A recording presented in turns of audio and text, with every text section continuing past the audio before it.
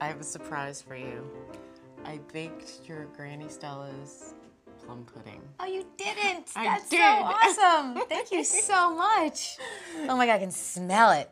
Granny Stella would be very proud. I knew it was one of your traditions, and I wanted to just share it with you because that's what makes Christmas special. It's a really funny thing, the plum pudding, because my grandmother is, oh, it's so complicated.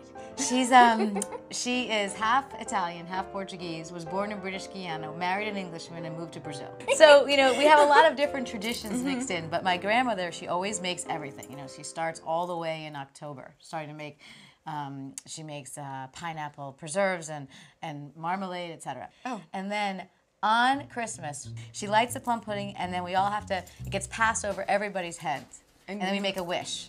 We're gonna flame it. All right. So, all right, I'm gonna pour. Lots of rum. Ooh, it's going. It's going. See, there you go. Do we need to make a wish? We need to make a wish. Yes, make a wish. Okay. I'm done. Me too. Mine's kind of an all-encompassing wish, you know? Christmas is not Christmas without Granny Stella's plum pudding, which of course we all eat at the end of the meal. 35 people as a family, and then there's additions, right? So by the time we're done, it's 50 people snaking around a living room or a dining room with the tallest person walking around, carrying the flaming plum pudding over everybody's head, and everybody has to make a wish. I love Christmas in Brazil. It's my entire maternal family, and it's always, we're sitting there in Rio de Janeiro in the summer, in their summer, on Christmas Eve, and it's about 100 degrees, and we're all sitting there sweating, but you get a turkey, you get roast potatoes, you get the string beans, then we have this at the end. All the sweets that you talked about is not dissimilar to my Christmases on my maternal side as well. And you know, my mom's Italian, and we always had this hospitality table where my grandmother and my mom would make tons of cookies, and there was cordials and homemade limoncello and all those kinds of things. And of course, as a little kid, I thought all of that stuff was, other than the cookies, was pretty disgusting. Well, to surprise you, I brought you some cordials today. I brought you sambuca, which is kind of a licorice liqueur, which is great in coffee. I brought you Frangelica, which is my personal favorite, which is also great in coffee, but it's a hazelnut liqueur. And to dip your biscotti in that, ooh, yeah, it's really good.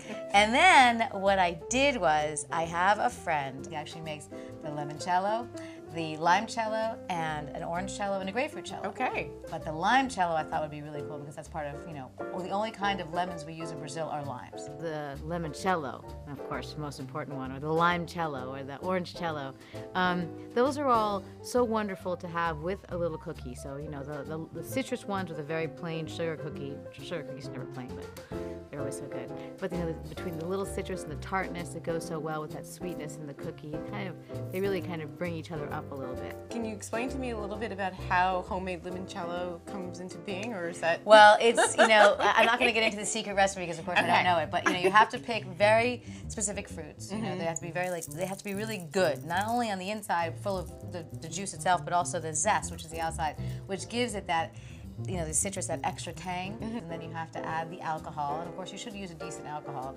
a grain or a vodka or something like that, and then sugar. You know, the better the kinds of sugar, you can use turbinado sugar is probably the best one to use, and then you put the zest in. Okay. And then it needs to age, because just like wine, it has to spend a little time kind of getting together. You don't want it immediately, like the first day. So, like my grandmother and your mother, your Nana and your mother, I'm sure this is something that's made in like October. Should we sample? Let's definitely sample. All right. Toast to your Brazilian Christmases. And a toast to your Italian Christmases. Doesn't that smell delicious?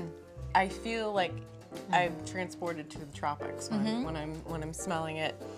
What should we try next? Well, I think we should try the Frangelica because it's hazelnut. It's so good, and we can have that one of your mother's biscottis, or the biscottis you guys made.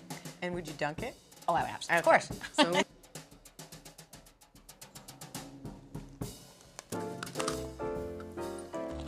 wow, that takes biscotti to an entirely different height. If your company comes, you serve a limoncello with some of the cookies, or the Frangelica with a plate of biscotti, and just sit in front of a fire and anything converse with your friends. And why would you need anything else? To end our time, I think we need to toast, and that's something else you had recommended. You know, bubbles are great. Bubbles make people happy. I think it's a joyful occasion to have some bubbles. So I always toast to Christmas.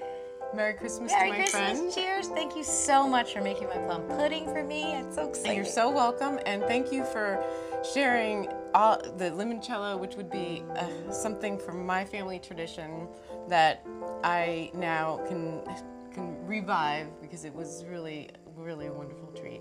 You can't have anything better than food that reminds you of somebody you love.